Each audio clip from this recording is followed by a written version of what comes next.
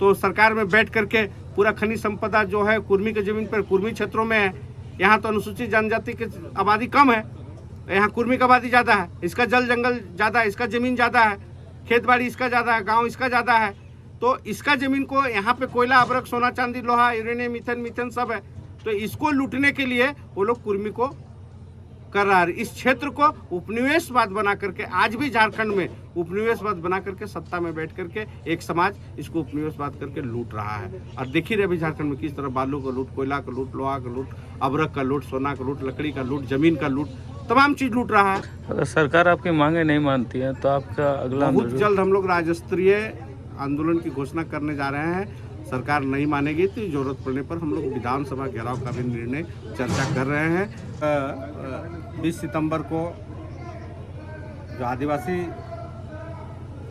कुर्मी समाज का जो नेतृत्व अजीत महतो जी के नेतृत्व में उड़ीसा, बंगाल और झारखंड में कुर्मी जनजाति को अनुसूचित जनजाति में सूचीबद्ध करने के लिए जो भारत सरकार से हम लोग का मांग था, वो 20 सितंबर 2023 को हम लोग रेल टेका डहर छेका कार्यक्रम किए थे।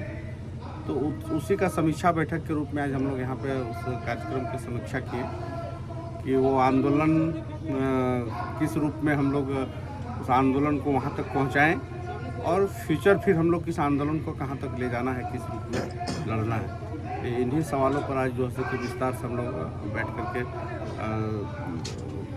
अजीत महतो जी आए हुए हैं इस कार्यक्रम में, और बोकारो, गिरिडीह, धनबाद 3 जिला के प्रमुख साथी लोग हम लोग उपस्थित हुए थे और उसी पर विस्तार से हम लोग चर्चा की है। कुर्मी समाज का एसटी आंदोलन के लिए आगे की रणनीति क्या है?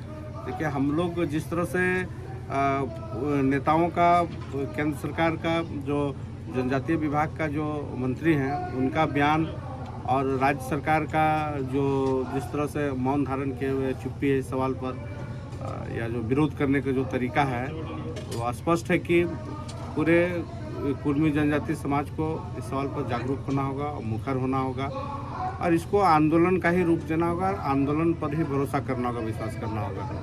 और जो लग रहा है अब सीन कि एक तीखा आंदोलन और बड़ा आंदोलन की आवश्यकता है और तभी जो है कि इस ओर हम लोग जाएंगे। कुर्मी जो ये आंदोलन है 2024 के बाद भी क्या ये जारी रहेगा? 100% ये आंदोलन, चूँकि चुनाव से इस आंदोलन का कोई लेना देना मतलब नहीं है। चुनाव अपनी जगह में, चुनाव तो 5 साल में चुनाव होगा ही, चुनाव का एक प्रक्रिया, एक समय है, तो वो 5 साल में चुनाव होता ही है, तो चुनाव अपना जगह में होगा। और ये आंदोलन आज का नहीं है, 1950 से ये हम लोग को डिलिस्टेड किया गया है कुर्मी समाज को, तो 50 के बाद से ही आंदोलन पर इस पर मुखर हुआ है। तो सुनने में आया है कि आजसू पार्टी कुर्मी समाज के जरिए 2024 की तैयारी कर रही है। तो आजसू पार्टी अगर कुर्मी समाज की तैयारी कर रहे थे, आजसू पार्टी का जो शीर्ष नेतृत्व है वो बताएंगे इस विषय में कि उनका क्या तैयारी है, क्या तैयारी। उनका चुनाव जब आता है तो किसी भी राजनीतिक दल का चुनावी मैनिफेस्टो होता है, उसका चुनावी घोषणा पत्र होता है, तो घोषणा पत्र न तय करेगा। ऐसे सुनने के लिए तो बहुत कुछ सुनने के लिए मिलेगा, सुनने पर क्यों जाएगा, घोषणा पत्र तय करेगा, तो वो अलग विषय है। और किसी भी राजनीति से या राजनीतिक दल से इस आंदोलन को बहुत लेना देना नहीं है। ये सामाजिक आंदोलन है और इसमें कई राजनीतिक दल के, मतलब लगभग सभी राजनीतिक दलों के लोग अगुआ साथी इसमें जुड़े हुए हैं, इस आंदोलन में साथ दे रहे हैं और हम मिल के आंदोलन कर रहे हैं। हम लोग हमेशा देखा जा रहा है कि जब कुर्मी के एसटी में शामिल करने की बात आती है तो TRI रिपोर्ट का हवाला दिया जाता है कि इनकी जो नेगाचार है वो अलग हो गया है आदिवासी से। इस पर अब क्या कहना है? देखिए, नेगाचार आदिवासी से अलग नहीं हो गया। जो विषय आदिवासी लोग रख रहे हैं तो इस पर एक विषय है कि जो आदिवासी को जो सबसे बड़ा नेता थे, जिनको ये लोग जयपाल सिंह मुंडा जो, तो वो भी तो अपने धर्म से अलग हो गए थे, क्रिश्चियन में चले गए थे।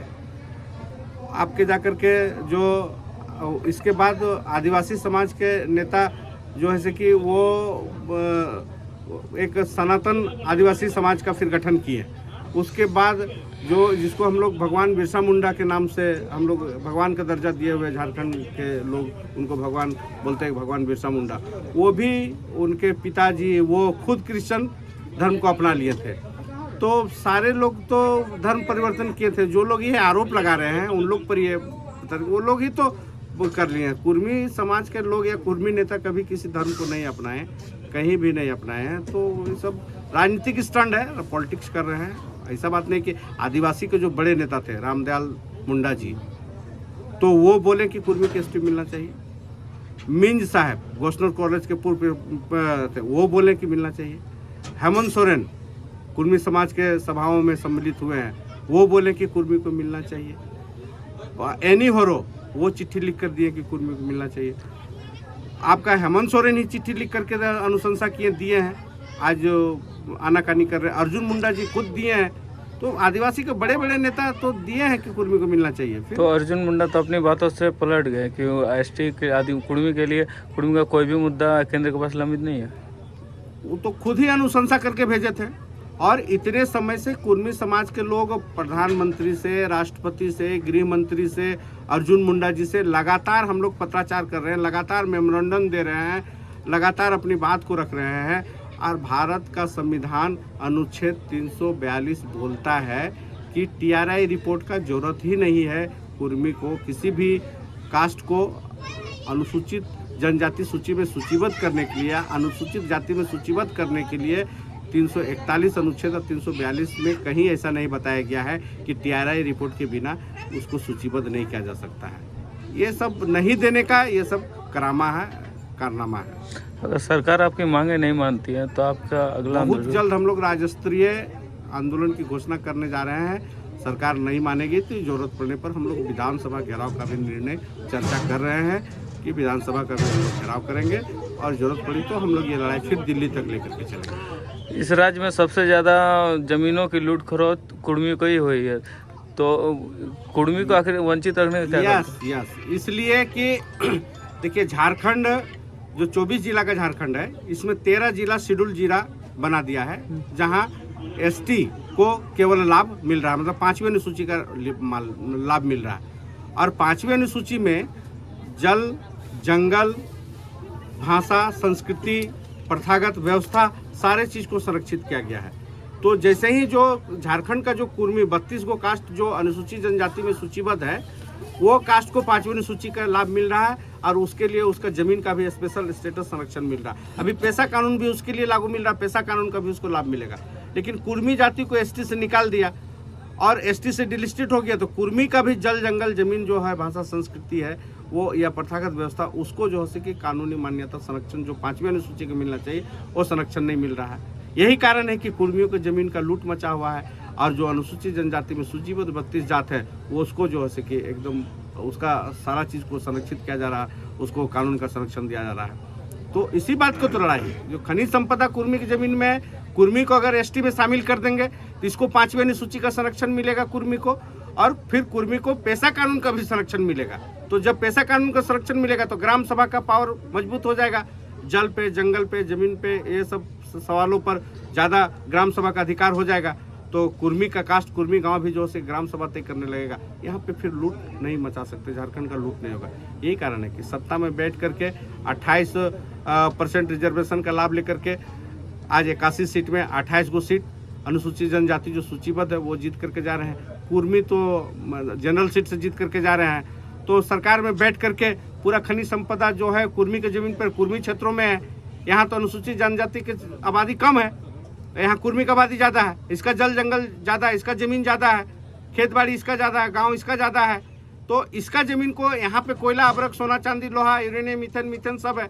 तो इसको लूटने के लिए वो लोग कुर्मी को कर रहा है। इस क्षेत्र को उपनिवेशवाद बना करके, आज भी झारखंड में उपनिवेशवाद बना करके सत्ता में बैठ करके एक समाज इसको उपनिवेशवाद करके लूट रहा है। और देखिए रहे अभी झारखंड में किस तरह बालू का लूट, कोयला का लूट, लोहा का लूट, अबरक का लूट, सोना का लूट, लकड़ी का लूट, जमीन का लूट, तमाम चीज़ लूट रहा है। वो सब, इसका असर 13 जिला नहीं है जो शेड्यूल्ड जिला है, इस 11 जिला जो शेड्यूल्ड नहीं है, जहाँ छोटा नागपुर, जहाँ कुर्मी लोग का है सभ्यता, वो जिला में ये सब लूट मचा हुआ है। इसको 5वीं अनुसूची का संरक्षण नहीं। रेल टेका में और एक मांग थी कुड़माली भाषा को 8वीं सूची में शामिल करना, जबकि कुड़मी अगर बंगाल में तो बंगाली बोल रहा, झारखंड में खोट्टा, कुड़माली, पंचपरगनिया, नागपुरी में बटे हुए हैं, तो किस आधार नहीं पर? नहीं नहीं, कुड़मी जहाँ भी है, बंगाल का भी कुड़माली ही बोलते हैं, वो वहाँ का एक भाषा है। जरूर हम 10 भाषा जानते हैं, तो ज़्यादा जहाँ जो भाषा बोली जाती है हम उनके साथ में उस भाषा में बोलते हैं। हम आपसे अभी इंटरव्यू ले रहे हैं, आप हम हिंदी में बोल रहे हैं आपके साथ में, लेकिन बंगाल के भी कुड़मी कुड़माली बोलते हैं, उड़ीसा का भी कुड़मी कुड़माली ही बोलते हैं, और झारखंड के भी कुड़मी कुड़माली ही बोलते हैं। और कुड़मी तो 8वीं अनुसूची में हम लोग भी कुड़माली भाषा को मांग करते हैं। झारखंड में जितना भी क्षेत्रीय भाषा है उसमें से एकमात्र भाषा संथाली भाषा ही 2004 में 8वीं सूची में शामिल किया गया है। बाकी और किसी भाषा को अभी तक 8वीं अनुसूची में नहीं शामिल किया गया।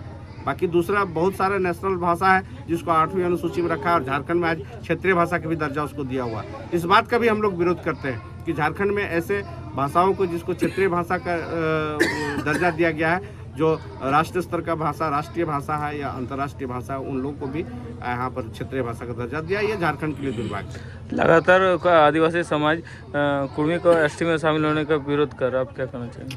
विरोध राजनीतिक विरोध है। अभी तो हम लोग बोले ना कि आदिवासी समाज का जो अच्छे बड़े नेता, बड़े विद्वान डॉक्टर रामदयाल मुंडा, आपका सूर्य सिंह बेसरा, कृष्णा मार्डी, अर्जुन मुंडा, आपका डॉक्टर मिंज जो गोस्वामी कॉलेज के पूर्व प्रिंसिपल थे, आपका एनी होरो, शिबू सोरेन, ये आपका जाकर के ऐसे मतलब लक्ष्मण गिलुआ, ऐसे मतलब दर्जनों आदिवासी सांसद, MP, MLA नेता रहे जो कुड़मी को माने कि ये आदिवासी है। आप झारखंड विषयक समिति का जो रिपोर्ट था उसमें कौन कौन थे?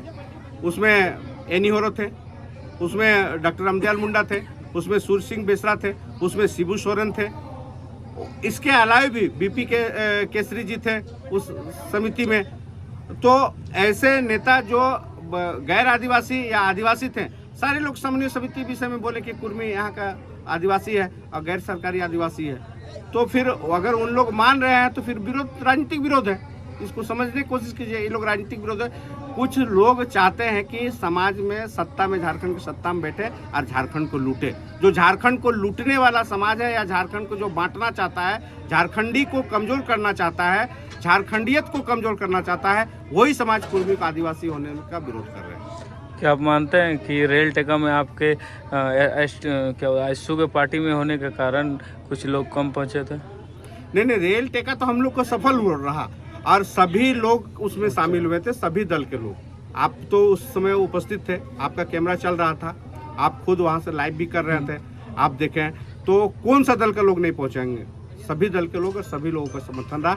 अब भविष्य भी आशा है कि कुड़मी ST आंदोलन में सारे कुड़मी समाज के, चाहे छोटे नेता बड़े नेता, सभी लोग का सहयोग रहेगा, सभी लोग इसको मिले, क्योंकि ये तो आने वाला जनरेशन का लड़ाई है ना। ठीक, धन्यवाद। दादा, कोई भी आंदोलन होता है 1 महीना चलता है, 2 महीना चलता है, लेकिन आज जो कुड़मी समाज का आंदोलन है 72 सालों से चल रहा है। इसमें कहीं ना कहीं जो समाज का, कुड़मी समाज का आर्थिक नुकसान होता है। तो फिर आप लोग कब अंतिम लड़ाई होगा? ये जब देखिए, अमेरिका जब आज़ादी की लड़ाई लड़ रही थी ना अमेरिका में, तो वहाँ गोरा और काला का भेद था। तो जब आज़ादी की लड़ाई लड़ रहा था तो गोरा लोग काला लोग को बोला था कि अगर अमेरिका आज़ाद होगा तो आप लोग को भी इस आज़ादी का खुशी मिलेगा, और आप लोग को आज़ादी के बाद इसका अधिकार मिलेगा, हक मिलेगा। लेकिन अमेरिका आज़ाद हुआ 100 सालों तक, 99 साल तक वहाँ काले लोग भी, जो श्यामल रंग जिनको बोलते थे, वो लोग भी 100 सालों तक लड़ा, और तब 99 साल के बाद फिर उसको वहाँ पे अधिकार मिला। उसी तरह से ये लड़ाई चूंकि शासक वर्गों से है, ये लड़ाई सत्ता से, ये लड़ाई पूंजीवादी व्यवस्था से है, तो स्वाभाविक है कि झारखंड देश का एकमात्र राज्य 42% खनिज संपदा से भरा राज्य है और राजस्व देती है, जिसमें छोटा नागपुर का भूमिका कुड़मी क्षेत्र का। स्वाभाविक है शासक वर्ग नहीं चाहेंगे कभी कि ये छोटा नागपुर को स्पेशल स्टेटस बने, स्पेशल कानून बने, यहाँ पर स्पेशल कानून लागू हो, जिसके कारण यहाँ के खनिज संपदा लूटे नहीं, हम ले नहीं जा सके। तो वो लोग तो चाहेगा ही, और उसी साजिश का शिकार है, उन्हीं लोगों का शिकार है। लेकिन ये उन लोगों की भूल है। ये हमारा कुड़मी समाज का मूल परिचय का है, ये बाल बच्चा का भविष्य का लड़ाई है। मेरा मूल पहचान है, परिचय है। हम आदिवासी हैं, हम यहाँ का भूमिफूट है, हम यहाँ का खूंटकटी सभ्यता से आते हैं, इसलिए हमारा पहचान को कोई नहीं छीन सकता। ये लड़ाई हम लोग अंतिम लड़ाई लड़ेंगे, चाहे कई जनरेशन लड़ना पड़े। एक जनरेशन लड़ा, फिर हम लोग दूसरा जनरेशन हम लोग लड़ रहे, फिर हमारा तीसरा जनरेशन लड़ेगा, लेकिन ये पहचान की लड़ाई है, इससे हम लोग भाग नहीं सकते, पीछे नहीं हट सकते।